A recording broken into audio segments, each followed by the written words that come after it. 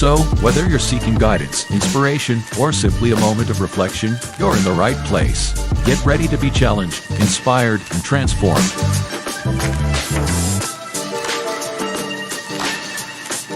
And now, to guide you through this journey of discovery, please welcome your host, a visionary leader and a true catalyst for change, Dwayne Dwyer, but we affectionately know him as the Mindset Coach. Good evening. Good evening. I am Tawami Gaddy, son of Timothy, also known as the Available Man. I am the lead co-host for tonight with my big brothers. On top on the left, we got the Unk with the Funk, as Coach would say, uh, also known as the Consistency Coach. And to the right, we got the Mindset Coach, Doctor. I told y'all you gotta get it from back here, Doctor Dwayne Dwyer, also certified speaker and coach. How you brothers doing this evening? How were y'all? How was y'all week? I'm doing well. My week went well. I am excited that it's Friday. I'm excited to have a couple of days off, excited to be here, and yeah, all of that stuff. Man, my week was good. I have no complaints. Like Monk said, man, it's Friday. I'm always look forward to Friday night's conversations. Always look forward to sharing a conversation with my brothers. And as always, look forward to sharing conversation with the livest chat in social media. So yeah, man, I'm excited. How about you? Same. Like I said, I tell you, I said it was an eventful week. Not all bad, but kept me on my toes this week. But as always, it ends off on Friday nights with me here with my brothers having this conversation. And like you said, with the livest chat. So with that, we give our shout outs. Listen, if we do not call your name, listen, charge it to our heads, not my heart. But do us a favor. If you're out there and you haven't gotten in the chats, go ahead and get in the chat so we can see your comments. You can join the conversation and share the love. All right. So with that, say good evening to our sister, the rebirth of Nick D, uh, Sister Crystal Everett. Yes, it's Maya. Lisa Keys, big sis, is always good to see you. Um, Sister Keys, rebirth of Nick D. I know I'm scrolling. All right. Who we got? His Divine. Good evening, sis. Quiet Storm 718. It's good to see you. Good to see you. If, like I said, if you haven't gotten in the chats yet, go ahead and get in the chats. If you haven't and you're tuning in, go ahead and hit the like button. If you're not subscribed, go ahead and subscribe and join the community.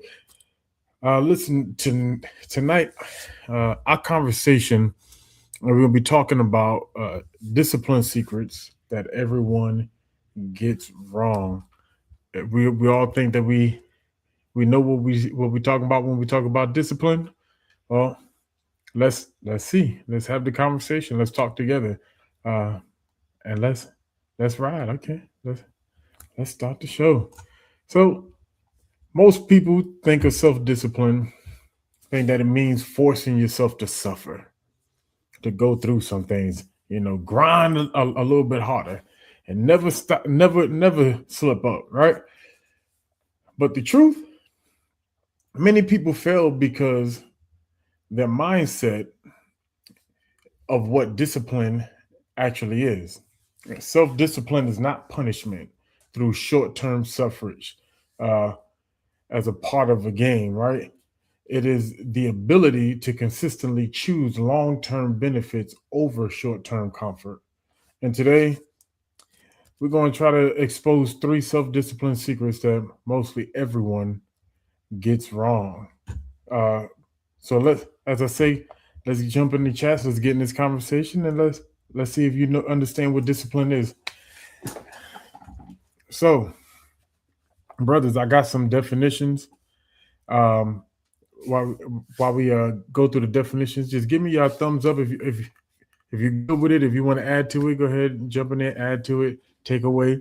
But as we do that, we do have our first poll for the evening. for you, chat. It says, what are some areas where I need more self discipline? That's for you, right? Press one if it's emotional regulation, two, financial success implementation, three, dietary concerns, or four, man, can I finish? Y'all ready? No. Four, task completion and procrastination. Well, while y'all already getting at it, y'all know what to do. Get to press the corresponding number with the choice that you have, and we will revisit the poll. They were ready to go on this one. All right. So listen, my first definition I got is self-discipline.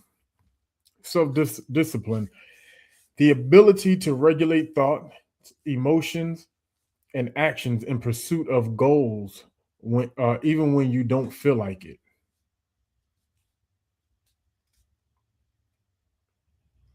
Wheels are spinning already. I'm assuming you're waiting for us to kind of approve or disapprove. Yep. Oh, okay. I was just wondering. Um, uh, And both of your eyes went like this when I said, Throw it back up there again. Let me see it again.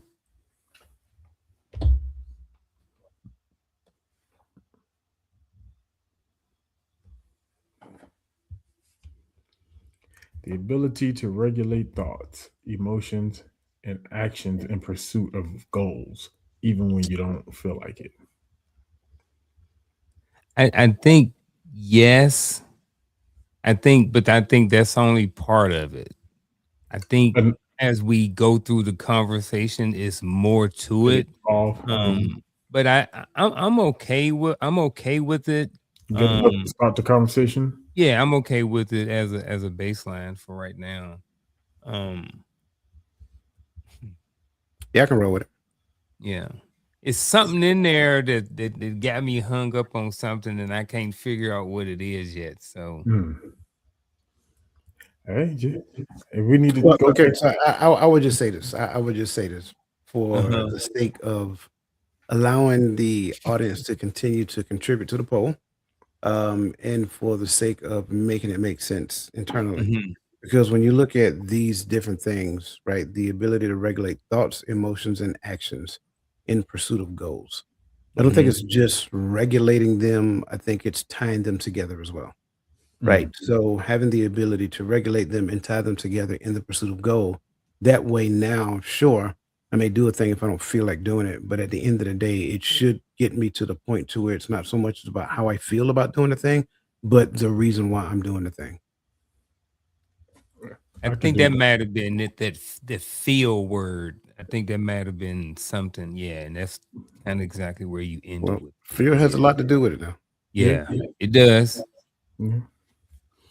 Okay. And let's see, maybe Uncle, it'll tie together for you with some of the other definitions.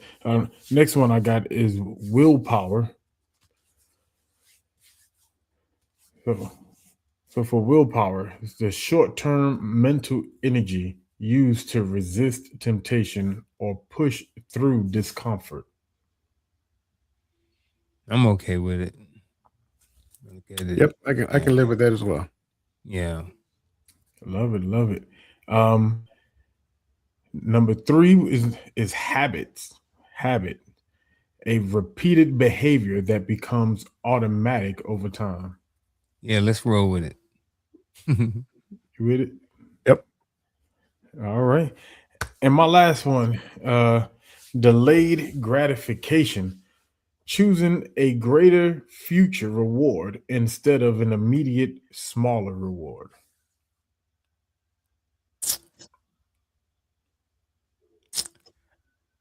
Yes, but the word greater is where I'm stuck, right? Because then the reward may not necessarily be greater, it just may be necessary in certain situations. So choosing the future, whatever that may be, depending on what we're talking about, for foregoing what I want right now for what I need later on. But yeah. That's good. I want to see if we can revisit that thought in the conversation. Um, let's let's take a look here. Um, can we see the poll? Yep, the poll we have um, more people. 50% are lean towards number four, task completion and procrastination. Um, and the other 50% was split between emotional regulation, financial success, and implementation. So, do you? And I'm just asking this question before we jump into the show.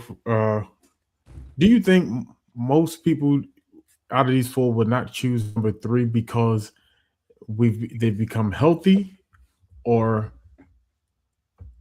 because maybe dietary concerns we don't really think about it as much?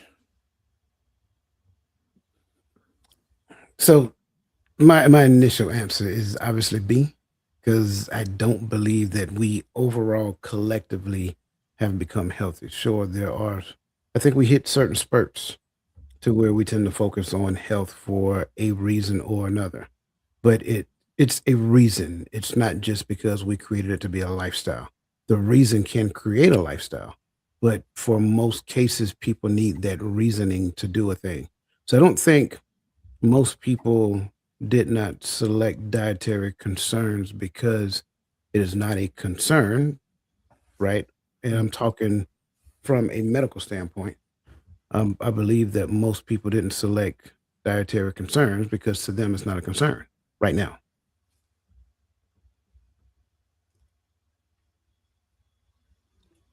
I mean, I don't know. I don't know why some people didn't choose, that.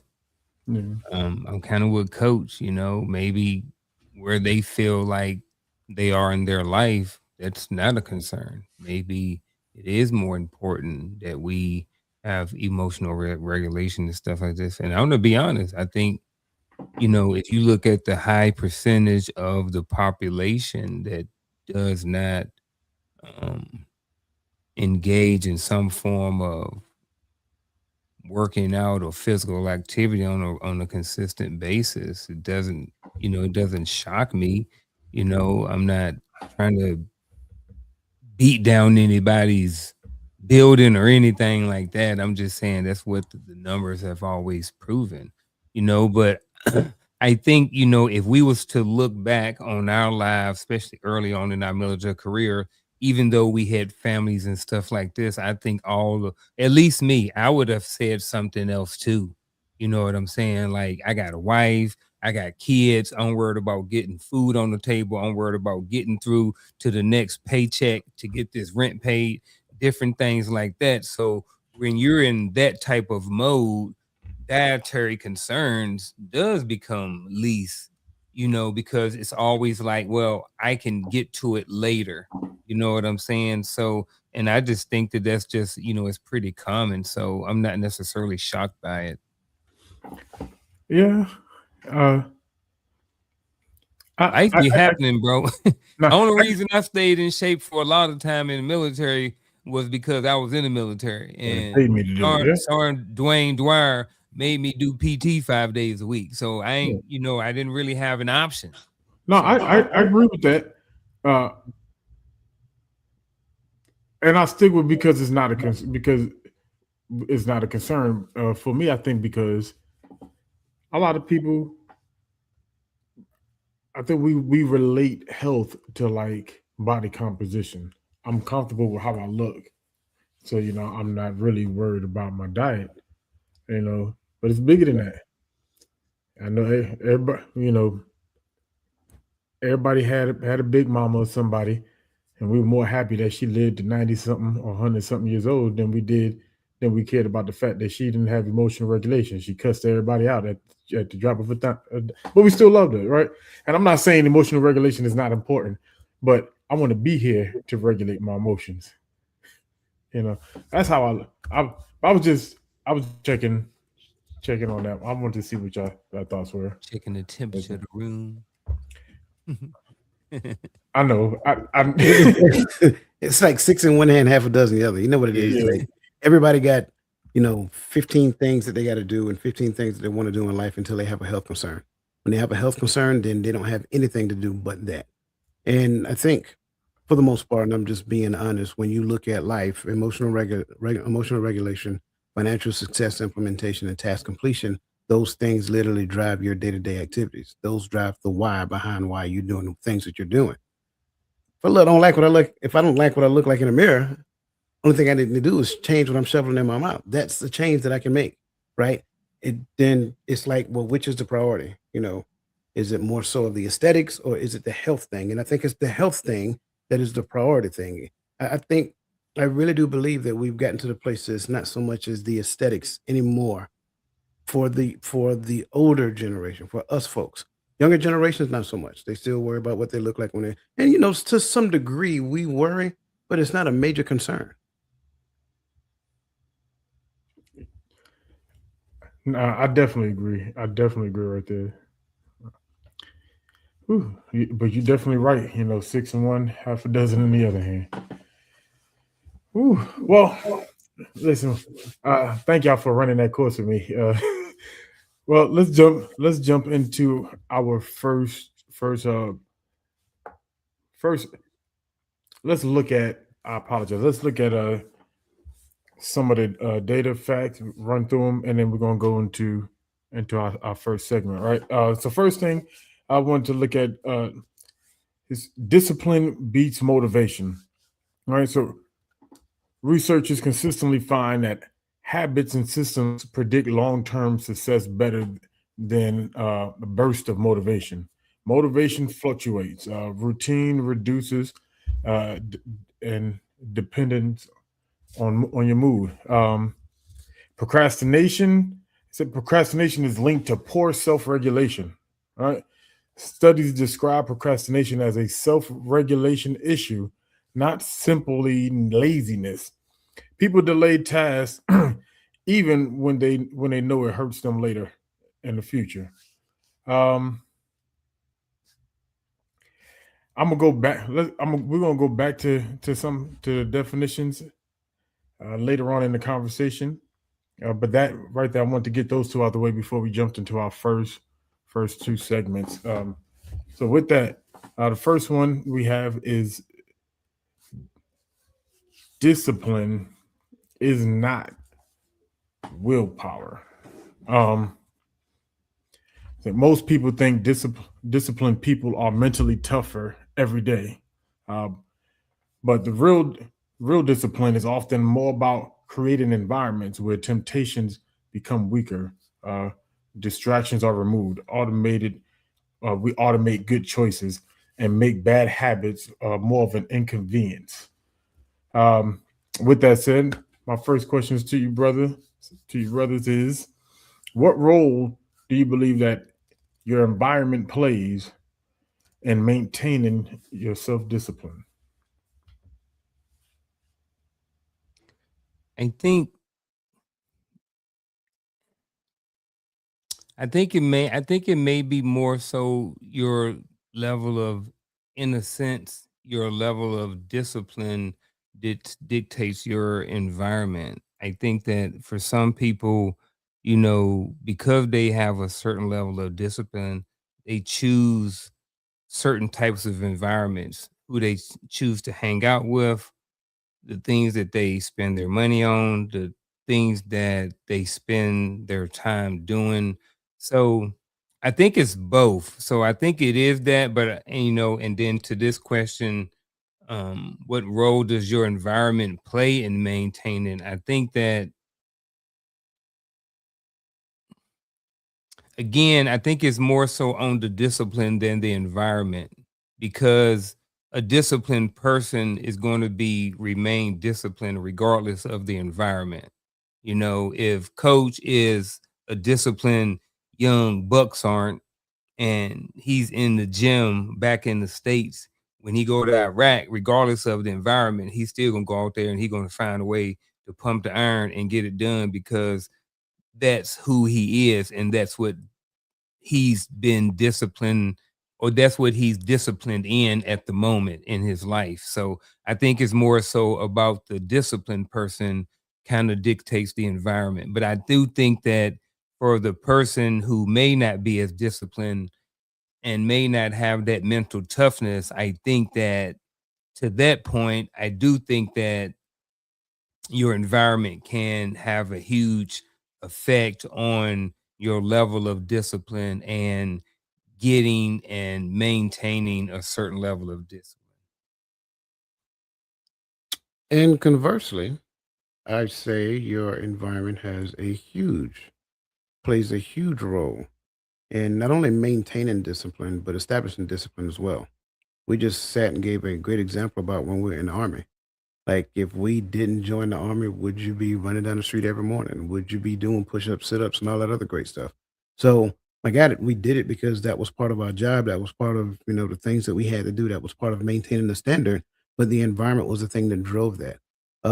Even like your example about going to Iraq, I agree. But also, we had nothing else to do. So it was like, you know what? Outside of going outside the wire and doing what we did, we came back. It was like, do something stupid or exercise. So, that's what we did. So I think, and I know those are all military examples, but let's just look at like the average neighborhood. Look at what young men are doing in the average neighborhood. And unless parents do something to like get those young boys to burn off energy and things of that nature, they're more inclined to go out there and participate in those things, whether it's peer pressure or whether it's a degree of cool or whatever that looks like. I think if we think back to our adolescent years, I think we can see how that peer pressure played in. We probably didn't do everything that our quote unquote friends did, but we did some of those things. So environment is a huge driving factor. In fact, okay, let's just break it down to science. When you look at the environment is conducive to how the plant or the tree or whatever it is grows. You take that tree out of that environment and put it in an environment that's not a conducive for it to grow, that tree, that plant will suffer, and in most cases, it will die.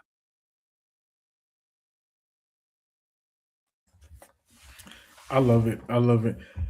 Um, I was rolling with you while you was talking.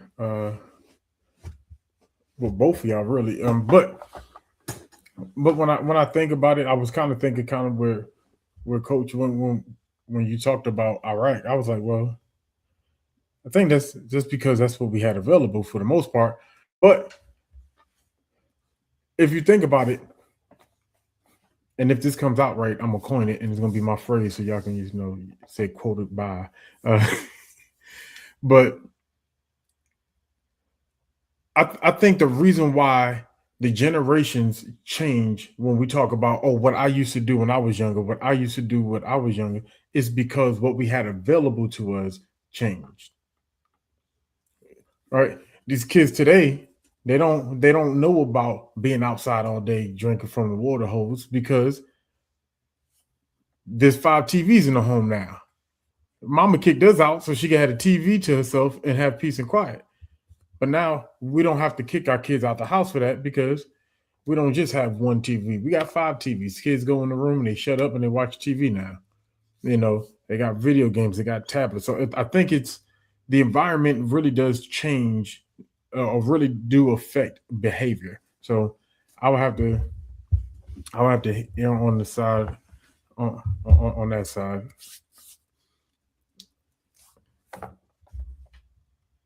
Um, moving on to the next question. Question is, how do you believe distractions destroy focus? We know that it do, but if you can, with my great esteemed brothers, kind of help us understand how the distractions begin to break down our focus. I mean, this may have something to do with the environment as well. You know what I'm saying? Well, something similar to it. They You see it when you go to the gym, right? Someone's phone will ring, or they'll be sitting there looking at their workout on their phone, and the next thing you know, they sitting on the bench for 5 minutes, And you're like, bro, like, come on, man, get off your phone. So I do believe that distractions can easily destroy your focus. I'm a person, I get distracted a lot. Sometimes, people are wired that way. I think that, distractions, at the end of the day can easily mess up your focus, because like there's a lot of stuff going on day to day. I spoke earlier about, just life. You figuring out how to pay the bills and how to get John to track practice and how to, make your wife, her birthday coming up and trying to plan something. And then the kids want to go to Disneyland and you got all these things going on and trying to get promoted at work. And it's easily sometimes to even get distracted by other things that need to get done. I've been thinking about, you know, putting some shelves up in the room or something like that. And while I'm thinking about the shelves, I think about what type of screws go in there. And now I'm thinking about, oh, I need to go to Home Depot. And then next thing you know, I'm off on a totally different mindset and thinking about all the good looking toys and stuff I get to buy if I go to Home Depot. You know what I'm saying? So distractions can, cause us to lose focus. I think it's just part of life. I think as we mature, I think we get better at bringing in some of those distractions or lessening some of those distractions, especially when it comes to certain areas of our life that may need a certain level of focus. Yeah. I don't think distractions destroy our focus. I really don't. I think that a lot of times becomes the excuse that we use for not necessarily being committed to the decision to stay focused. Case in point, I don't know. Anything external to me should not be able to affect me at the level that it does in most cases, simply because my commitment should drive my focus. But if my focus is waning, then I have not yet committed to the thing. So it doesn't matter what arena we talk about. We can talk about relationship, we can talk about finances, we can talk about nutrition like we did previously, we can talk about whatever. It doesn't really matter. Whatever thing that we are committed to, that thing should be the thing that drives my focus. A distraction reveals to me that I have not yet committed to that thing at the level that I think I have. Nothing external to me can distract me. It is the thing that's in me that's attracted to that thing. Therefore, now it's pulling, now I'm being drawn in that direction. So I don't think distractions are the problem. I think the lack of commitment is the problem.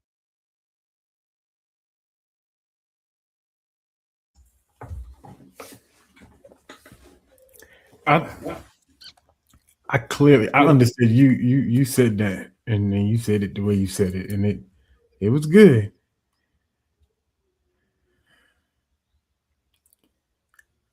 For something, I don't disagree with sometimes commitment because I agree. I'm I'm easily distracted from things I myself haven't committed myself to. I'm doing it just because I'm doing it, or I'm doing it because I'm helping somebody. There's no real reward or punishment behind the thing. I'm just doing it. Is I can easily get distracted. Um, but I think sometimes, like for instance, we're doing the show, but I hear these big headed children upstairs that look like me. It sounds like they're about to come through my ceiling. So, every now and then I want to mute my button and then shout up there, sit down somewhere, because it's fighting for my attention. So when I think about distractions, I'm not thinking about I keep stopping to look at my phone and check my messages. That's like you said, that's a commitment problem. Oh, let me go see what that's a commitment problem. Like I think about And I'm actually kind of answering the next question, I guess. Uh, And, so and you're really proving my point. So keep going. Keep going. You're doing good. Because I want you to finish what you're saying, and I'm going to respond to that, and then I'm going to grab a comment out of the comment section and show you exactly what I mean. okay, I'm trying to remember where I was at now. But my children, that's an actual live distraction. So like I the noise, the boom, the bang, and the sometimes make me want to check and say, hey, y'all all right? What was that bang? What was that noise? What was you know? That's to me, that's the distraction actually pulling or fighting for my attention in this space and time versus my commitment to the thing. Because I'm going to finish the show, but I'm Mhm. also going, and it But I, may cause me to miss something that I could respond to. but I bet you have a higher commitment to your children than sitting in their chair talking on the screen. Tell me I'm wrong. So one of the two is a distraction. Then No, neither one of them are a distraction. It is a commitment defined by priority. If it was somebody that cutting the grass, you wouldn't even think twice about it. unless they were too loud, I mean, unless they're in your yard, and you're like, I ain't tell you to cut my grass, right? That's different. Like even like bring up Maya's statement because I love this, right? I'm not disagreeing with what Maya said. She said I can go to the grocery store with a list of 5 things that I need. That word sale will have me leaving out with a half a cart of groceries. But I bet you in that half a cart of groceries, she got those 5 things. So it's not that they distracted her. She got what she went to get. It's just that I seen an opportunity and I'm gonna capitalize on this opportunity because of that 4-letter word, sale. That's what I'm saying. I don't think, see, we and I think we have been conditioned to believe that distractions happen externally. It doesn't happen externally. It is something internal to me.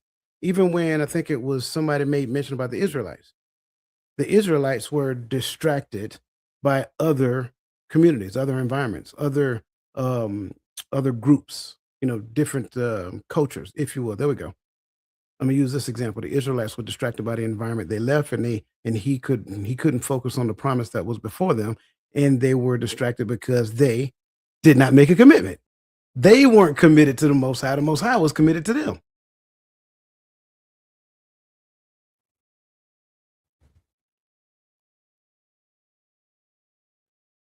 I bet you, when you really stop and think about it, anything that you were committed to and was laser focused on, nothing distracted you. There may have been some things that probably competed, and then you had to make a decision, but you weren't distracted from it.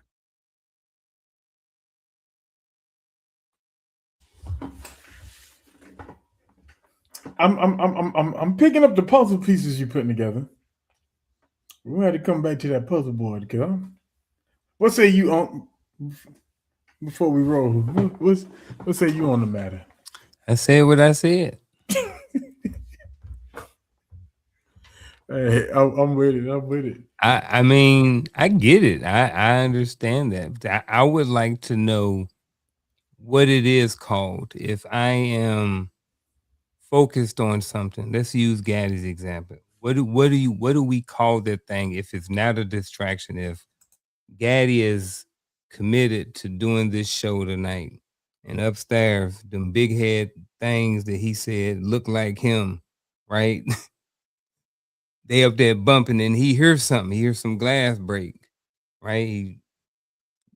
What is that called when he disconnects for that moment and then comes back? If it's not a distraction, what do we call that thing?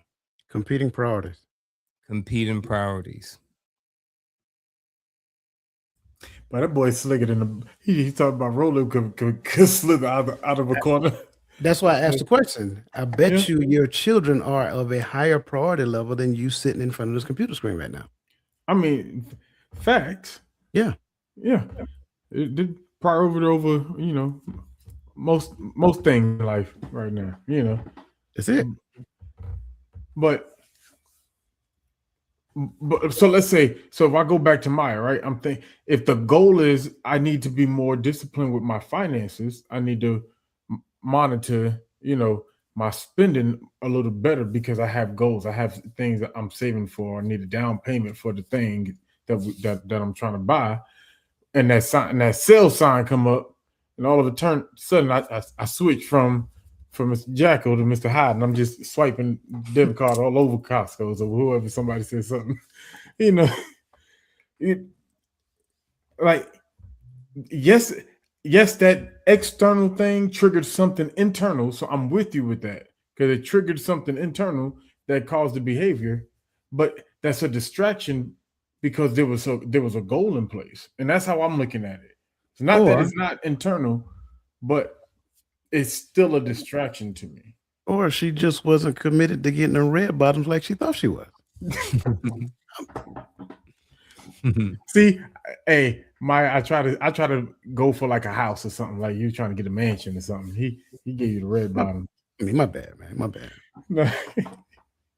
She probably ain't mad either way. All right. Let's move into discipline is built in small wins. And I like this one because it kind of builds off of distractions. And so leading into this one, I'm kind of excited for where it's going to go because distractions was a good conversation. So my first question here is, how do you believe a procrastination mindset devolves from motivation?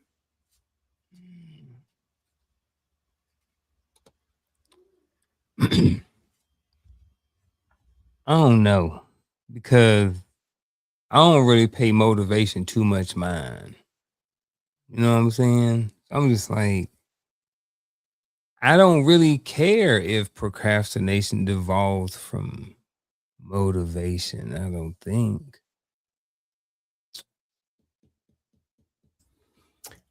I think you're saying that maybe procrastination, you don't think it does devolve from motivation, maybe from somewhere else? I don't know. I'm still thinking on it. And I guess it's the motivation piece that's where I'm hanging, I'm stuck on, because let me put a pin in it and think about it and come back. I am. I'm saying that, yes. I don't think that procrastination is a subset of motivation. I think procrastination is the expression of fear to some degree. It's either I dread doing the thing, I dread not doing the thing well, or I dread the feedback that I get from the thing, or I dread how I look while doing the thing, right? But procrastination and motivation should not go hand in hand. I'm sure in some cases, some people may say it will, and I'm okay with that, right? But procrastination and motivation should not go hand in hand. Motivation should be the thing that actually drives you to do it. And sometimes you may do it too soon without even getting all of the information that you need in order to do it. You may avoid a few extra steps that you may need to do the thing well, like soliciting somebody who can like make you think, be a thought partner with you to think outside of the thoughts that you have. Because again, remember, your thoughts now being driven by motivation, and motivation in turn reveals an emotion, and that emotion, you hanging on to that emotion, you're doing a thing and you're skipping this and you're skipping that. You're not necessarily thinking about that. So motivation should draw me to do it, to where procrastination, for whatever reason that is internal to me, is telling me, well, you don't have to do it today. You can do it tomorrow. But you don't have to do it, you still got time. You still got Tuesday. You can do it by Tuesday. As long as you get it done by Tuesday, you good. But today Friday. And so you're going to skip Friday because you got this going on. You're going to skip Saturday because this, and then something's going to come up Sunday. And oh yeah, by the way, Gaddy going to call me because he need me to come over there and help repair that wall that his kids bust down a few minutes ago. Right. Stuff like that. So all of that stuff happens, and then Tuesday come around and be like, oh my goodness, I got this deadline, and then you. So I think that is in essence what it is. Procrastination is a manifestation of fear, and unfortunately, motivation and fear in most cases don't go hand in hand unless that motivation is now met with the reality of something that is internal to you. Yeah, I think that's where I wasn't finding the link like you was just talking about. The only what I see when I look at this is, how do you believe a procrastination mindset devolves from motivation? The way I see it kind of linked together is this. I believe some people that, there are some people who do believe in motivation and they use that word a lot. You know what I'm saying? But I do believe that those people who use that, say, hey, I'm not motivated to do something. And because they're not motivated to go and cut the grass, they tend to procrastinate about different things, or they procrastinate about cutting the grass. So that's the way I see the link right here between those two words. Again, it's like, if I'm not motivated to do something, then it's going to take me a while to get through it. But then again, like I said, if you discipline, you're going to go and do it anyway. You don't got nothing to do with motivation anyway. So, again, that's just how I saw the link between the motivation and the procrastination. Yeah, y'all got me on the ropes on this one. You've been on the ropes all night. Meaning that me and Coach have been having opposite, kind of differences of opinions and perspectives on stuff. So yeah. But you ain't gotta take a side, bro. No, man, I heard punch bug and no punchbacks. No. I ain't heard that in a minute. Them youngins couldn't have been. They can't be on the show on that Joe. They'd be like, huh? Yeah, man, if you're young, you don't know what that means. Not right. I'm kind of trending a little bit both sides with it, because I get what you're saying. Procrastination, it is a subset from fear, because it doesn't come from not wanting the thing, right? Because wanting the thing is why you're going after it for whatever reason. Whether it's just for having better health or having better money, whatever the reason, you want the thing. So I don't think it's from motivation, maybe, but so maybe you're right. Maybe it is fear, right? But when I start thinking about this subsection, when I'm talking about having these small wins, and I'm gonna kind of do this a little weird now, because this is gonna help me here. Let's go ahead and jump to the third question in this section. Because I'm thinking more on how long big wins can take, right? So big wins can have a large increment of time in between, because the goal can be my 3-year degree. It could be, this, or saving for this, or what have you. So my question is, and if the word motivation, I was thinking about this one. If the word motivation doesn't fit, because drive is a synonym to me. So I don't want to get the same response from. But so how do you hold on to your motivation or your drive?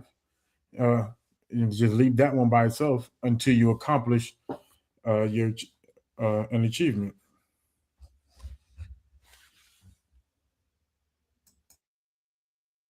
All right, so big wins can have large increments of time in between, and that is true.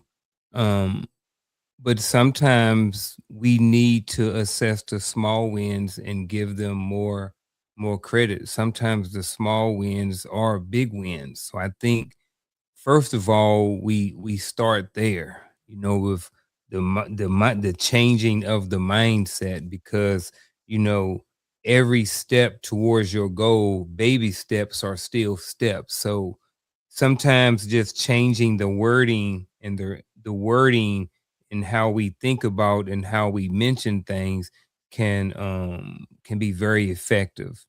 Um and then how do you hold your motivation and drive until you accomplish an achievement? I think first of all you do is you throw motivation out the window. You get rid of it. You know what I'm saying? That's what I believe. And then you focus on the drive, you can focus on the commitment, you focus on the discipline, you focus on the consistency until you accomplish that achievement. And again, you go back to those wins. Those are wins. It don't matter if they're big or small. They're all wins, and they're all wins that are part of the journey in getting to, that big win in between, the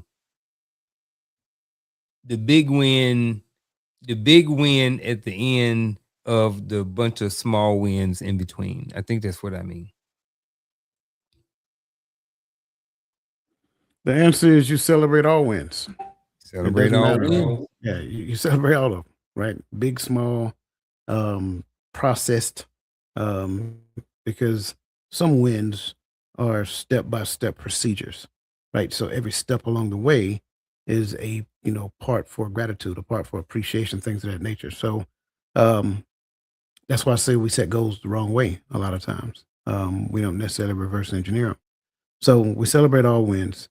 We recognize, and so this whole conversation about motivation, right? Um,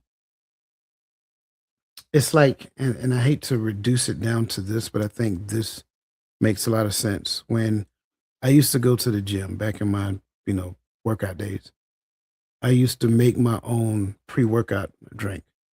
Some people go and buy their stuff, whatever the case may be, but I made my own. And it was simple. It was disgusting. No, you good. You good. You good. It, Oh it no, was I heard simple. it. I know how disgusting Oh, it you is. heard it? Okay, yeah. You It been was making simple. hyphy mud. Well, I mean, yeah. It was no, it wasn't. I wasn't the mud, but it was simple. But there was a scientific reason behind it. So it was 1 part coffee, 1 part Coca Cola. So the sugar, right? Exactly. Like literally from start to finish. So the sugar is like in the motivation, quick, fast, and then dissipates fast as well. To where the caffeine in the coffee was more prolonged. So the motivation got you going, the inspiration keeps you going. And so that's the thing that we have to learn. We have to learn more about inspiration instead of motivation. Motivation is tied behind the emotion that's in the thing. And we know, if we know the thing about emotions, emotions are like, fleeting. So with the motivation part of it, motivation, okay. So the motivation part of it, it's going to be fleeting. It's not going to last long. So you need something that's going to continue the drive, and that's where inspiration come in. So a lot of times, a lot of us are not inspired to do the thing. We're motivated to do the thing because we seen somebody else do it. A lot of people are motivated on January the 1st every year to get out there and do whatever. The New Year's resolution is a perfect example of motivation. And there are some inspiration behind it, but a lot of it, I believe, is motivation. And I don't want to just throw out motivation altogether though, like I did. I do think that it does have a place. I heard someone say motivation, kind of like Coach was saying, it's like the kindle into the fire. Sometimes having that spark is enough to get the ball rolling for some people, especially if you have had a habit or you've in the past, you were doing X, Y, and Z. Maybe you were in the gym or something, and then you kind of fell off for a little bit, and you read a book, you watch a video, it can give you that initial spark. But again, like Coach said, you got to have something else in order to keep you going for a long time. But again, like I said, I don't want to just throw out motivation altogether. I do think it does has a place, but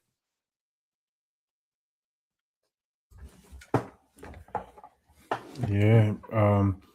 Listen, it says which keep you more motivated. So, well, I was about to say while the poll is still open, jump in there.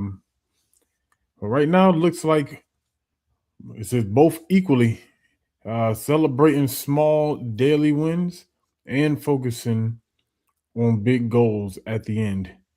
It looks like it's a tie, 17% each, and then everyone else voted for number 3. So, I think I agree with that. Which one? What about you? I want to know which one you think, Gaddy, because I kind of know what I think, but I want you to just giggles. To be honest with you,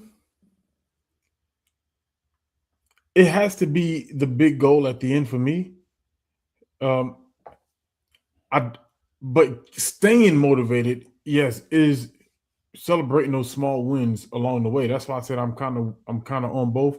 But if I take my sight off of the goal at the end, I'll mistake one of the small goals for the big goal. I'll be satisfied where I'm at. And so for me, I stay more motivated, not forgetting what that end goal is. Like I'm looking at it's nice. This is exciting because it's getting me on my way to that. If that makes sense. Yeah. For me, I would say I focus more on celebrating the small daily wins. So when I come out with whatever plan, say for instance it's a workout plan and it's a 6-week plan. Well, I'll design it so I have like a check-in or a fit test like every Saturday or Sunday like that. So I'll do everything, but I'm more focused on the day to day. I don't really think about the long term goal at the end of the 6 weeks until like day 7, day 14. So I spend more time. I am thinking about both of them, but it's not equal. I'm thinking and spending more time on the daily task and not so much as the long term. And that just for me, because keep thinking about the long term, it's like, darn it, man, I got 5 weeks and 6 days left for this freaking diet and getting up at this time. Like that's a long time. So for me in my brain, that's too much to continue to keep focusing on and spending a bunch of time on. So for me, I focus on the small day-to-day things way more than I do the long-term stuff. What about you, Coach? I was about to say. It's you. Oh, my answer was my answer. Celebrate all wins. Celebrate all wins. Yeah. Right.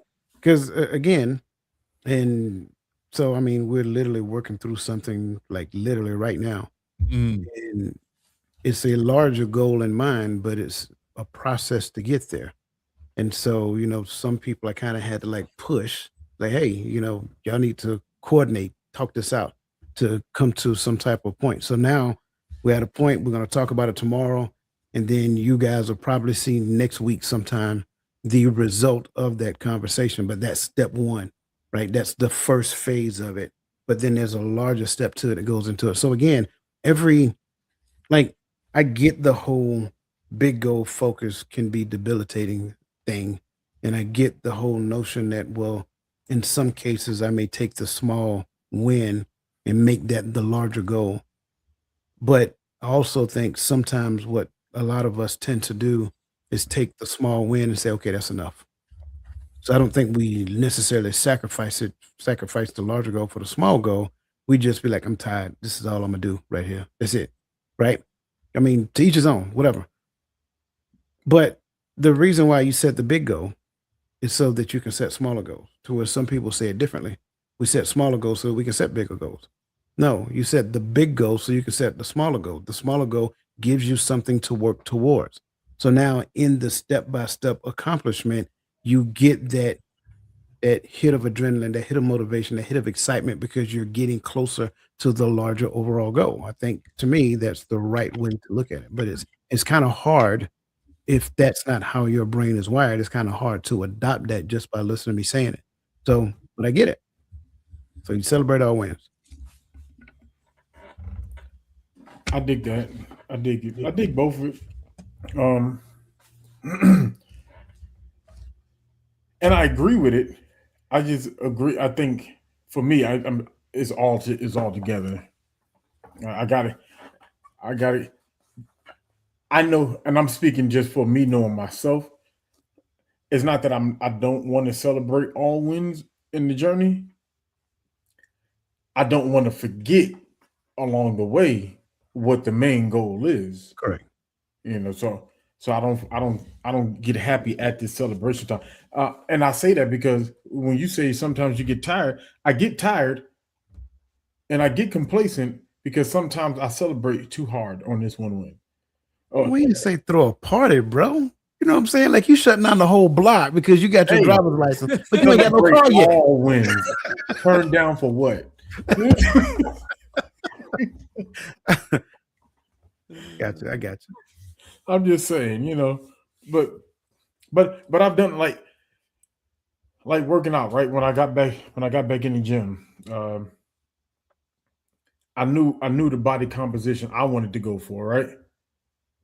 But along that way, I had to drop a lot of fat, and so when I dropped a lot of that weight, and it wasn't even the fact that I celebrated dropping that weight. I dropped the weight and I put on some clothes I ain't put on in a few years, and it started looking good.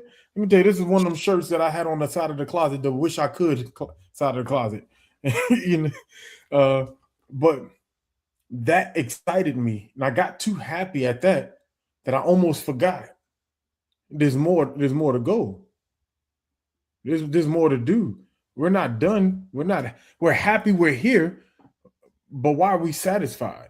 And that kind of became a stopping point, and I had to refocus myself. And then I was like, no, we're not satisfied. Get back. So it's not that I don't want to celebrate everyone. I just don't want to lose sight of the big one along the way. I think Chris will bring up a good point. Based upon the question, there is no wrong answer. So however you do it is how you do it. Check. I agree. Yeah.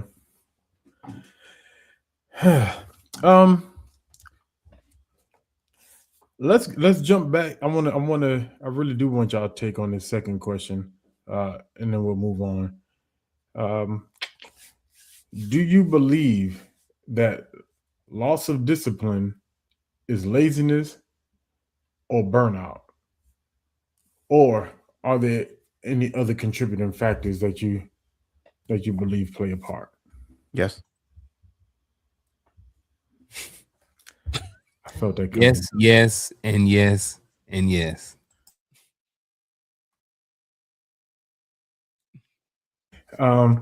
Okay. Since Coach started, if you want to go more out, please. You already I'll let him go. Yeah, I sure. Do I believe that loss of discipline can be a sign of laziness? Sure. But I think if it's a sign of laziness, I was never disciplined in the first place. That's for starters. I might be more disciplined at being lazy than I am at being a self-starter. And I think that's a lot of times we want to do a thing. We don't have any practice of doing the thing that we want to do. But yet we get to the point of trying to do too many changes at one time. I've been practicing lazy for quite some time. I got really good at it. And now all of a sudden I want to implement some discipline. Like Garfield, I know you mentioned, you see this happen at the beginning of every year, but this is ultimately the reason why, right? Laziness now is trying to be reworked into discipline when that's not a common practice. Burnout, sure. Burnout, it's a number of things that we can look at. Doing too much too fast, whether it's from a cognitive perspective or from a physical perspective. Packing too much on a task list and trying to do too much every day because you're more excited about the end goal as opposed to being focused on, you know, time blocking tasks and doing them in an organized manner. And there could be some other contributing factors that go along with it. One contributing factor is that you're not necessarily dedicated to the thing that you're trying to be disciplined for. So, I see Gaddy doing a thing and I want to do that thing as well. And, Gaddy been doing it now for about 15, as the old folks say, 15 some odd years. I'm just not seeing him doing it. So it's like, oh, well, I want to do that too. And the next thing you know, I decide I want to try it. But I'm not necessarily disciplined in that arena. So now part of the contributing factor in that part is that, this is just too much, man. I bit off more than I could chew. I did not walk my way into the necessary level of discipline to implement the thing. It's a number of different contributing factors we can talk about. We can talk about financial. Sometimes we don't necessarily have the finances to do the thing that we want to do. Even though we have the motivation to say, I really want to do that, well, we can't even resource the thing that we want to do. So then there's that. Some things we try to do, it we're we're we're we are in love with the glamour of the thing, not necessarily knowing that the thing requires infrastructure, that it requires time, it requires you to grow before it grows through you. And so in your mind, you believe that I'm going to, where I'm at right now, I'm going to start this today and it's going to be like blow up. Yeah, I'm going to get tomorrow. Yeah, that's us. That's unrealistic. It's lunacy and it's fantastical. So I think a number of different things have to happen in order to achieve the thing that we're needing to achieve. Some work has to be done in me in order for the work to be done through me. Yeah, I'm rocking with Coach on this. Do you believe that loss of discipline is laziness or burnout, or there are other contributing factors? Like Coach said, and I believe it's that if you don't have the discipline, then you're not going to be able to do the thing anyway. You know what I'm saying? So kind of paraphrasing or put my own twist on it. But it's like I see that on like the track. I see it on like the football field and stuff like that. Whereas kids say, "Hey, I want to do this," and you look at them and somebody would say, "Oh, they're just not disciplined. They just don't want." But the reality of it is, they like the idea of going D1 and looking good on the football field and stuff like that, but they don't really want to put in the work that comes along with going D1. Going D1 is not for everybody. Once you go D1, everybody there was the best at their high school. You know what I'm saying? So it's a whole different level. But, if you don't have, and then to that other contributing factor, I'm just going to speak on those other contributing factors, that kind of stop people, when they are on a journey going somewhere. One of the things is sometimes there's injury that happens. Sometimes there's health. Sometimes there's life. Sometimes there's some mental illness that gets in the way of us being disciplined of us being able to reach certain goals in life. So I do believe that there are some outliers out there that are beyond our control that can have a massive impact on our level of discipline. However, like Coach was talking about, that discipline has to be built. And I do believe that there are also areas in our life that we may show more discipline in than others. We may have, you know, great discipline when it comes to our eating habits and our working out, but we may be a horrible husband. You know what I'm saying? We may be a horrible father. We may not be as disciplined with, our time. Maybe we spend too much time at work and not enough time at home. So I also do believe, again, like I was just mentioning, that we can be disciplined in certain areas of our life and not disciplined in other areas. I think sometimes they can, and I think some way priorities change and shift. The priorities definitely have something to do with this as well, and where you are at in life, and priorities as far as what's important at the time. Like Coach mentioned, as we start to get older, maybe looking like Bruce Lee or Lee Haney ain't the goal anymore at 50 plus. You know what I'm saying? So definitely life, mindset, evolution, and how we think about things adjusts and contributes to this as well. Yeah, that's it. No, I love it. I love it. And while I'm listening to y'all talk, one of the things, especially something you said, Coach, made me think, and I don't want to stay here too long, but I don't want to miss a part of the process if there's a part that I'm missing, right? And it sounded like we were saying your why makes a difference. And so I don't want to skip that. I don't want to jump over that, because if I'm doing it to be popular, if I'm doing it because it looks cool when someone else does it, then there's no true motivation behind it. Like I said, that's one of those things. There's no gain, no loss. But here's the thing. I'm not even going to say no loss. Sometimes I can spend so much time focused on the wrong thing that I lose time mastering the thing out that I'm supposed to be doing. I'm not going to drag over there too far, but I like that. I like when you went there, because that is a major factor. Like, if the why is not important, then the commitment is not real. I don't believe. What say you? You finally got it. That's what I was saying at the beginning. I don't see the correlation. Yes, you just made the correlation. The why always defines the commitment. Can the why be wrong? Who determines that? Yeah, that's how I was Hold thinking. on. Let me pause. Maybe not wrong. Can the why be, I don't want to say wrong, but maybe not accurate. I don't want to necessarily say wrong, but like, my why, I got the there's a ball coming up and I want to get in my suit. Right? Can that be the why? Is that the wrong why? Is that the, you know what I mean? That's a short term why, because the ball is in 6 weeks. I don't think it's the why that's wrong. I think it's the expectation that's not realistic.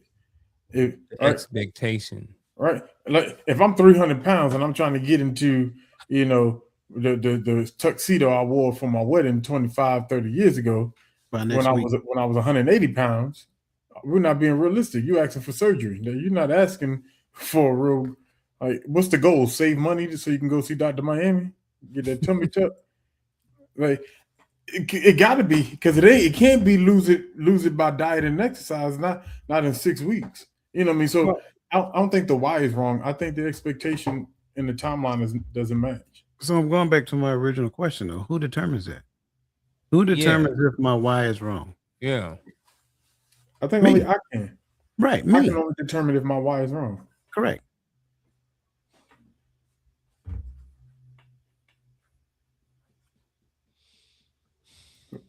I can see the wheels spinning in reverse. Yeah, because now I'm wondering, I'm thinking about a possible counseling and or a coaching session. Client talks about, hey, my why is this. And we know darn well, not that it's wrong, that it's going to produce an outcome that is not going to be favorable to the client. You know what I'm saying? Not my decision to make. Not your decision to make. So back to it. Only him can determine if his why is wrong. Correct. Got it. I guess it goes back to, like, if we take that original why, because I saw Unc run that marathon and posting it, I'm gonna run the marathon, right? Well, let's not even put a timeline on it. I want to run a marathon, whatever that looks like, right? If I derail and I get unmotivated, and it's because my why is more it's not because it's something I want to do or whatever the case may be, because I'm looking at Unc, then okay, then to me, maybe my why was wrong. I need to find another why. But if that why keeps me motivated, I don't want Unc to be the only one out here on these social media streets running marathons, you know, then my why is correct. That kept me going. It kept me going. I can like, you get what I'm saying? Like it's sticky. You can have an opinion about my why. Not my decision to make. But it's my why. Yeah, that's how. Yeah, I guess it ain't for me to say whether or not it's wrong or not. That's on you. If it either worked out for you or either it didn't. Either you're gonna make an adjustment in your life or your marathon plan, or you're not. So I get it now. And I ain't got nothing to do with me. That's on you, brother. If I motivate you, to God be the glory. Nah. Man, that's a good question. I like that question. Where we at? All right, let's go to our third and final secret, which is discipline feels boring. I believe that boring is powerful because it compounds. To what? More boring? To what? More boring? But don't pay me no effort, man. Keep going. Yeah. It's more boring. Look, let's hop on this poll in the chat. Y'all know what to do. If you could only choose one path to success, which would you pick? All right, you press 1 for chase visibility and exposure, 2 for quietly build consistent habits. Typo, I think. Typo, check Raj. 3, a strategic mix of both, or 4, I'm still figuring this out. But for you, my brothers, I got my question to y'all is: Would you rather chase exposure or quietly build good habits, and why? Let me get them good habits, Gaddy, for 300. And why? First of all, I really don't care about the exposure. Not my thing. But man, good habits create good environments, create good relationships, create good life, create a lot of good things. Good habits create teeth. Getting up, brushing your teeth in the morning, brushing them at nighttime, different things like that. Good habits like that allow you to be able to be a certain age and still have your teeth, not spend thousands and thousands of dollars on different things like that. So for me, building good habits outweighs chasing exposure any day and twice on Sundays, especially when the Cowboys play. So I have an interesting response. Ooh, yes. Because it's one word that throws this whole poll off. And I think when you really pay attention to that one word, it makes a whole lot of sense. Regardless of whatever it is I'm doing, whether we're talking about life, whether we're talking about, education, whether we're talking about job, business, relationship, whatever, I need to start off quietly building consistent habits. Everything requires and need an infrastructure. But in most cases, we miss the mark and we don't do the infrastructure piece, but we want to jump to operations. So we chase visibility and exposure first, to where quietly building consistent habits is the first thing that we need to do so that we have the necessary infrastructure to handle what is to come afterwards. But the one word that I'm talking about is the word chase. If the word chase was not there, my answer was going to be a strategic mix of both, because I think that's the right answer. The right answer is a strategic mix of both. Why? Because after infrastructure is built, then who I'm serving has to be revealed. They have to be able to find me. They have to know where to look. I have to make myself visible for them. So now visibility and exposure matter. I just don't chase it. If I'm chasing it, then I'm chasing the wrong thing, because I'm trying to make it all about me. But if I am available and visible for those people to find me and locate me, then I can serve them properly, because it's not about me, it's about them. So I think the answer is, if you change one word and that's remove the word chase, the answer is a strategic mix of both. However, because the word chase is there, it has to be number two: quietly build consistent habits. See, when you when you use exposure in that way, that made me slide a little bit more to the mixed part, because My bad. like you're talking about building that structure and stuff like that. Like, if I don't know, maybe with my sons and stuff like that, right? I need to be available. I don't know. For some reason, that exposure piece linked in my head to good habits, the structure, being an example for my sons. And the only way to be an example for my sons is I need to be visible to him. So for some reason, that's how I linked all of that together. I don't know if I'm way off or not from your thought process, coach, or not, but that's where my mind just went. So whether we're on the same wavelength or not, I appreciate it, because that's what it meant. That's where I got from it. Yeah, I wouldn't say you're far off. Mhm. I have to model what it is I'm teaching. Yeah. That's so then there's that, right? Mm. But then by that same token, they also need to see how I serve other people. If they only see me serving them, then the only thing I'm doing is creating stovepipes, right? So what do I mean when I say that? For a person out there who don't know what stovepiping is, it is where the lines of communication always stay within the same functional area of the organization. So stovepiping, he's a good dad. He works hard. He take care of his family. So sons see that. So they say, "Hey, I got a model of that. Good dad, work hard, take care of the family." But when do they ever see me go out and serve the people in the community? When do they ever see me go out and do something for somebody else other than a quote unquote family member? That's, like I said before, that's one of the reasons why I believe we struggle as a culture, because either we stovepipe, right? Or we leave, one or the other. Stovepipe or leave. And a lot of the ones that leave, they go other places, and then they become good dads. But they become good dads with people who don't look like them.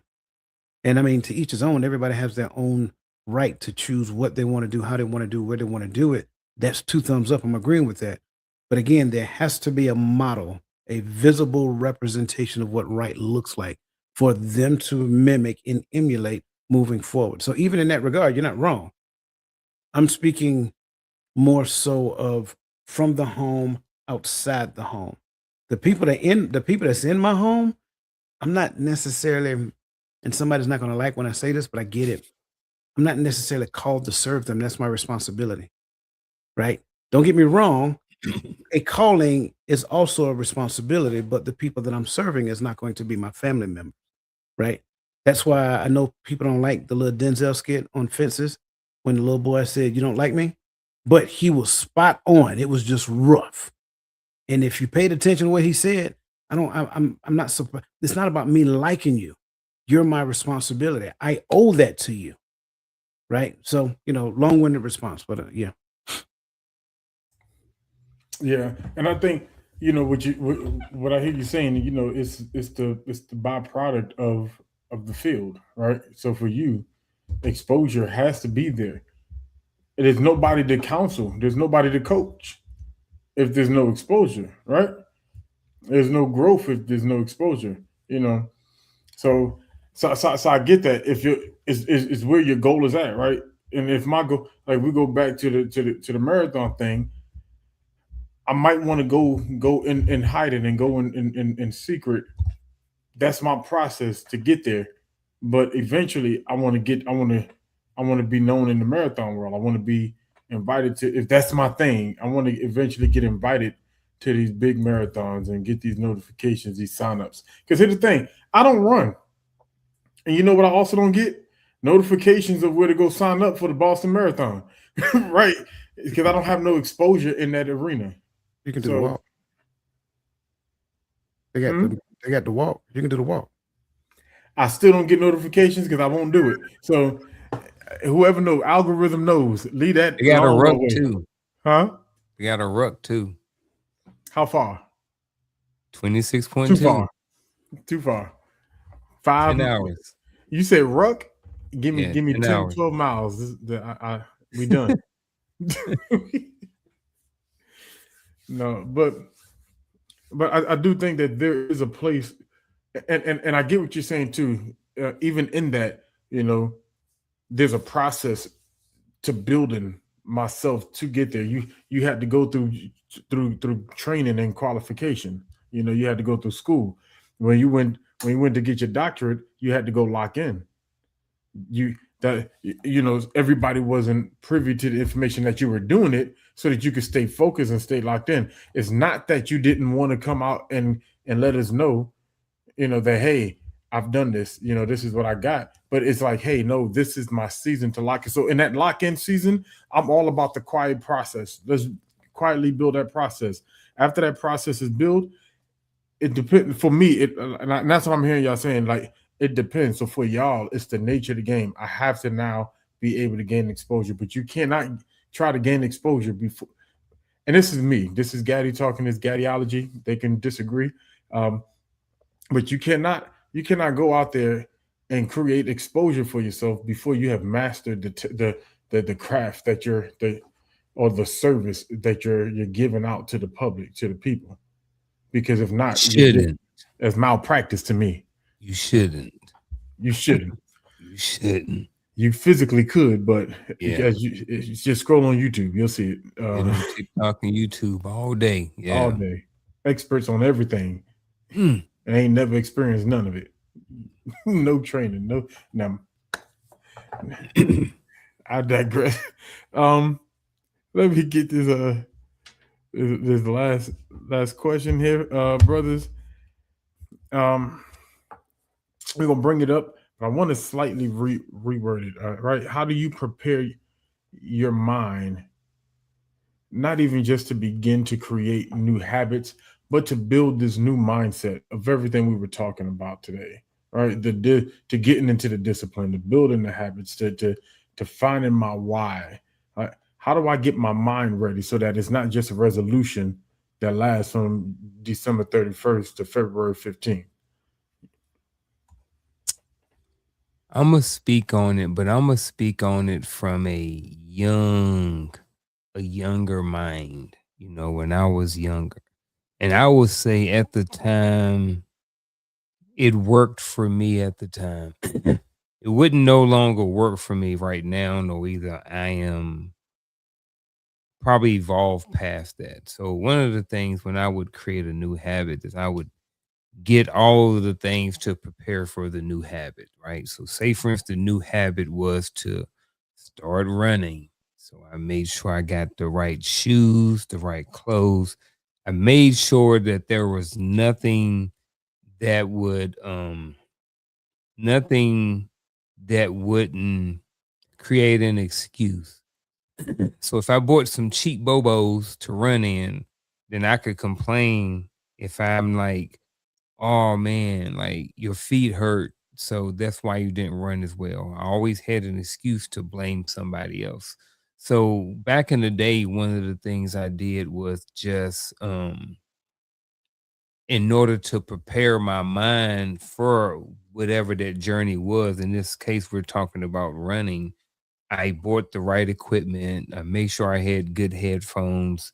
I made sure I had the little iPod thing over here that was connected to the earpieces and all of that stuff like that. To whereas when I went through the journey, my mind was a little bit more at ease because I didn't have to worry about, my earpieces falling out, or my sweat running down my eyebrows, or whatever the things that may distract me from running at the time. You know what I'm saying? So one of the things I did to help prepare my mind to begin new habits back in the day was just prepare all of the things around it to eliminate as many excuses as I could. And that helped me mentally. I like the eliminate excuses part because that's a necessary piece of it. Um, I will add to it is that recognizing that you don't have the answer. If you already had the answer, then what you're currently doing wouldn't be a habit. You would have already changed it. I think that's one of the biggest mistakes that we make because we go on social media and we hear somebody talk about this thing or whatever that looks like. It's, oh, I'm gonna do that. It's not a habit for you yet. So that's why they're giving it to you because they know you're not going to be able to do it. So recognizing that in essence, the fact that it's called a habit is because you're doing it on autopilot. So how do I prepare my mind to begin to create a new habit? Go to the source that told me to create the new habit, especially if that's what they're trained at doing. Right. I think and I've been talking about this. I don't know who I was talking to about this week. It's like this thing called a dollar. We're allergic to it every time it leaves our mind, every time it leaves our hand. Like we know we need a thing, but if I got to pay for the thing, I no longer need it. I just be like, I'm good. And then you just, no, like the investment that you are making yourself to change one habit that is preventing you from moving outside of your comfort zone will pay you 10 to 100 times more than what it costs you to actually change it. So recognizing that you're going to need somebody else outside of you to, number one, identify that habit within you. Number two, identify the blind spot that you have that's preventing you from realizing that it's a habit. And number three, hold you accountable for those changes that you're going to now implement because every opportunity you get, you're going to go backwards, right? You're going to go backwards. I gave you guys, for those of you who was in Bible study this past Sunday, I gave you guys a term, a phrase, what that's called whenever, you get to a point of moving outside of something and you automatically go backwards to that space of comfort zone, whether you're highly elated or highly depressed, right? You will automatically go back to where you came from because that habit is calling you. Say, hey, you know what? Doggone Gaddy is making you do the stuff. I know it's uncomfortable. Come on back here. The water's cool. Get in. Everything is fine. Right? So you need somebody outside of you. I think it was Einstein who said, this mind has created problems that this mind can't solve. And the problem is that you're trying to solve the problem that your mind created. It's nonsensical. So if you remember, if you was in Bible study on Sunday, put that phrase in the comment section. What is it called when you automatically revert back to the thing that you used to do when you move outside of it or when you're forced to move outside of it?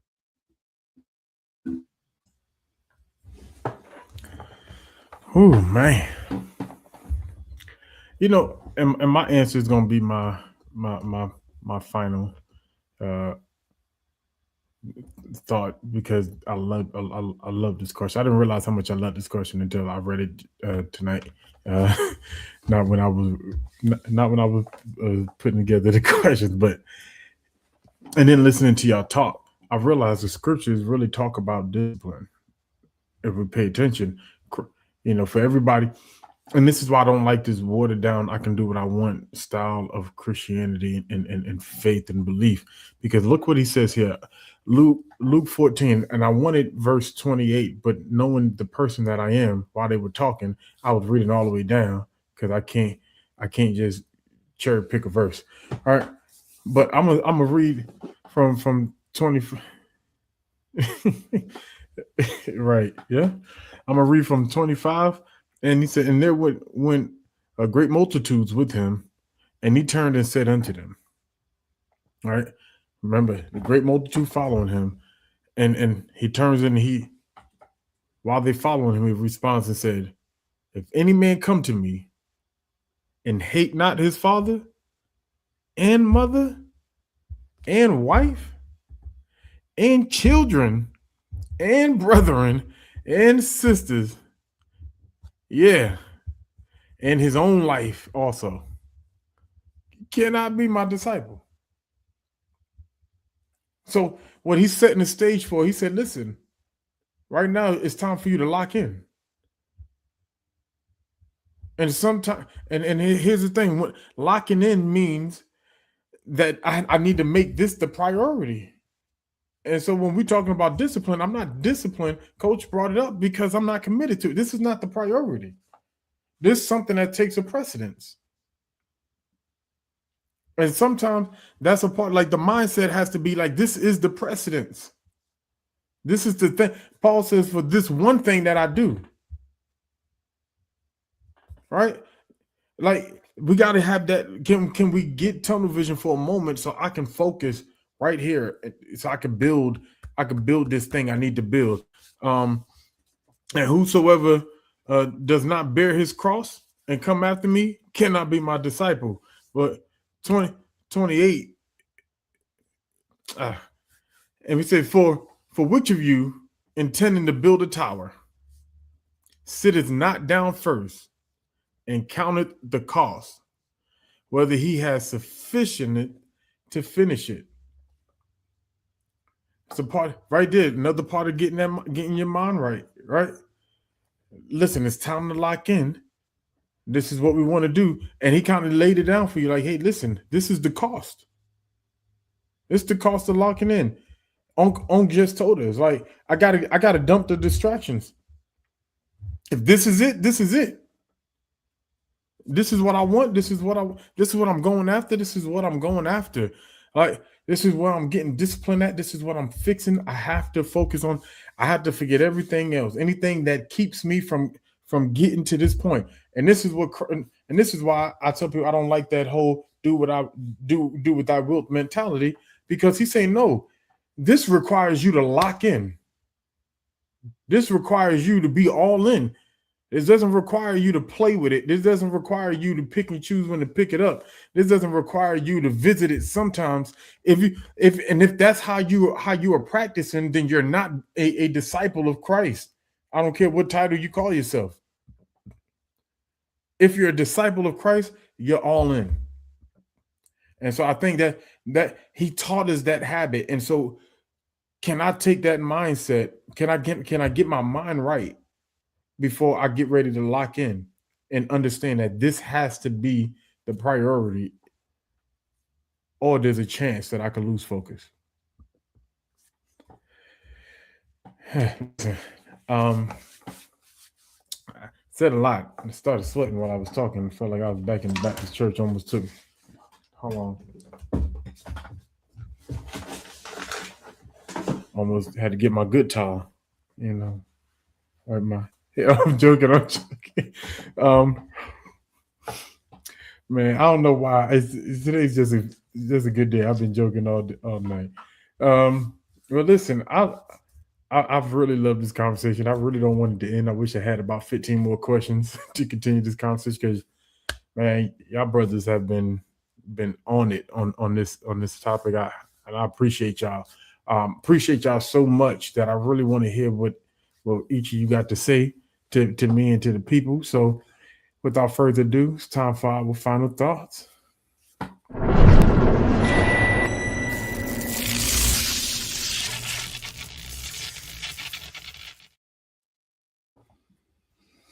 For my final thought, I just want to say that, when it comes to the self-discipline secrets that everyone gets wrong, I think sometimes we don't necessarily focus on really what's important.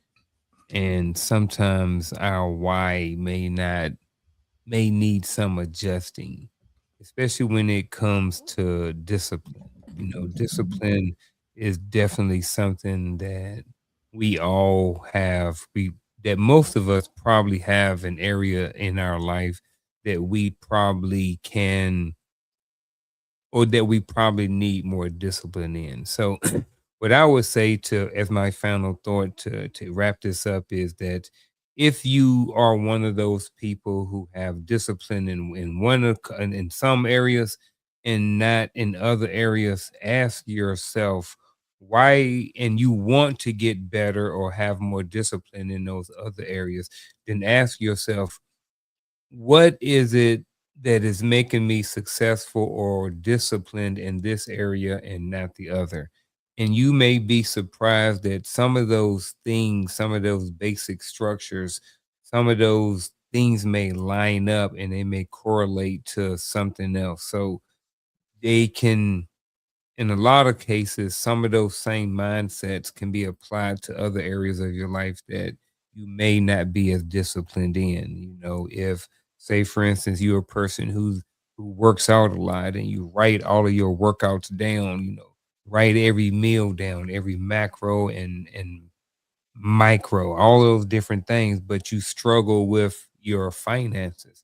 Well, maybe with your finances, maybe you need to start writing everything down, account for every single penny that goes in, comes in, and goes out of your account. So sometimes the things and the structures and the systems that we have in place for one discipline can also be applied in other areas of our life that where we may need discipline in. So if you are somebody out there who may struggle in those areas, see if some of those things are interchangeable and if you can pull them in and help benefit you in another area in your life that you may be lacking discipline in. And that is my final thought. I think it's Proverbs 16. It says, the preparations of the heart in man and the answer of the tongue is from the Lord. All the ways of man are clean in his own eyes, but the Lord weigheth the spirit. And the next verse is the thing that I want people to pay attention to. Commit thy works unto the Lord, and thy thoughts shall be established. See, a lot of times when we talk about this whole discipline thing, it's not about capability. It's more so about will. It's more so about my inability to commit to the thing because my will is fluctuating. If I commit my ways unto him, then he will reshape this thing right here, and this thing right here reformats this thing here, and then all of these together reformats these things right here. We want the outcome without the necessary level of sacrifice to obtain said outcome. So we want this life of entitlement, not necessarily realizing that it's not going to work that way. And so we get to the point that we'll use other people to get what we want. We'll sacrifice other people for the sake of getting to the next level. And we think that is success because we're looking at the feedback that we get from other people about the things that we achieve. Listen, there's one true measure of success, and I don't really care who you are. I don't really care how you define success. But I want you to listen to how you define success and see how much different your own personal definition of success is from mine. Because in my mind, the definition of success is, number one, understanding the reason why I was created, practicing the thing that I now understand, and serving the people with the thing that I mastered through practice. I'll say it in a different way. And for me to come to an understanding of what I am called to do, in order for me to come to an understanding of what I'm called to do, is there's some things that I have to do, right? I have to accept the unified or joint purpose. Then from there, I pursue him until he reveals the thing that I'm called to do. Then I practice that thing. Then I serve the people that he sent to me to actually serve with that thing. That to me is what that's the thing that drives success. And not only is it success, the Bible says that it's good success. So At that being said, when I look at that process that I just laid out, where my disciplines exist? My disciplines exist in committing thy ways to him so he can format this. That's the thing. Until he reformats this, then it's going to be hard for me to focus on him to such a degree that all of the distractors outside of me are not distractions, because the distractors are things that are trying to get my attention. The distraction is internal to me. So as long as this thing is still attracted to whatever is out there, it will always do this and have me look over there. That's the thing that I want everybody to understand. It is imperative. I can't stress this enough. It is imperative that you rid yourself of any other false perceived God, period, in point blank. If you're not willing, okay, I'll say it like this. If you're not willing to put Isaac on the altar for his sake, you ain't committed to him. Now, the question is, what is your Isaac? Is your Isaac your child? Is your Isaac your spouse? Is your Isaac your bank account? What is your Isaac? That's for you to determine. Everybody got an Isaac. You got to lay him on the altar and be willing to sacrifice him for the sake of the Most High. And until you do that, I don't think you'll get to the point to where you can identify these disciplines that we're talking about. And that's my final thought.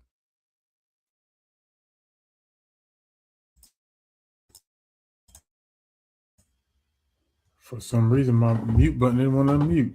Man, let me tell you, I enjoyed you brothers tonight. I've really, the more y'all talk, the more I wanted to sit back and get in the chats, because y'all were on fire. Like y'all give a lot of insight, right? And I pray everybody, I pray everybody walked away with something that can enhance your habits building, that can enhance your process. And I was about to be petty because I'm a Knicks fan, and I was about to say, don't let your process be Joel Embiid's process, but find the process that I apologize. But find that process, lock in, and let's roll. And Coach just told you, find that process, especially that gets us closer to the Most High. Right. I love that. What's your Isaac? We know him as the father of faith for one main story, and that was his Isaac. Are you willing to give up that very thing that you feel like was promised to you? And except you're willing to hate your father, mother, brother, wife, children, siblings, forsake all, pick up your cross, follow him. Listen, y'all enjoy the rest of y'all evening. Enjoy y'all weekend. We do have some housekeeping. Yes, sir. Yeah, dude, real quick. Everybody, tomorrow morning, 10:30 a.m. Eastern Standard Time, showtime for the Hearts of Women. Come out and support. I want to give a shout out tomorrow to one of my partners, Dwayne Richardson, my brother from the other mother, Mr. Articulated Illustrations. He just kicked off his podcast. So congratulations, bro. I'm rooting for you. I'm supporting you. Do your thing. Y'all got to let that brother talk, man. That brother got a deep radio voice, man. I told him, I said, man, if I had your voice, nobody would be able to shut me up. But I'm just saying, shout out to him. Shout outs. Yes, and the QR code. You want to tell them about what's the QR code? Oh, yeah. I'm sorry. Listen, if you have not scanned that QR code, just scan that QR code. That is for our upcoming webinar. You're not called to grow your ministry. I say again, you're not called to grow your ministry. Sign up. Telling you, sold in the pack of nabs, right? That's country stuff right there. Y'all don't know about that. Sign up and we'll see you guys. Sold in the pack of nabs, man. That's all it is. Sign up, and we'll see you on that day. Awesome webinar. I'm looking forward to talking about it. I got questions in the back office about that saying. I still don't know what he said. Soda and a pack of nabs. Oh, You a don't know what pack of nabs. Yeah. You Okay, gotta I say still it got fast, questions because what's a nab? But I was born in the 80s, so you know. Yeah, Pray for me. No, a Yankee. That's why. Yeah, I'll be a Yankee. It's all right. Exactly. 26 championships. I'll be a Yankee. My bad. My bad. I'm on a high right now in the sports world. So, listen. Yes, we look forward to seeing y'all there. Yes, ma'am. Right? See, I'm not the only one. We But already know she a Yankee. That's all I'm saying. don't. That's a great young lady. That's from a great place. Just let it be. Um, but all seriousness, we gonna let y'all go. Thank y'all for sticking with us, hang with us. You know, y'all know we like to laugh. We like to joke because we're not just a podcast. We're not just a channel. We're a community. We're family. You know, and we have real conversations about real things that affect real people. So let's go ahead and be a blessing to everyone around us. Keep ourselves available, and let's have a great rest of your evening.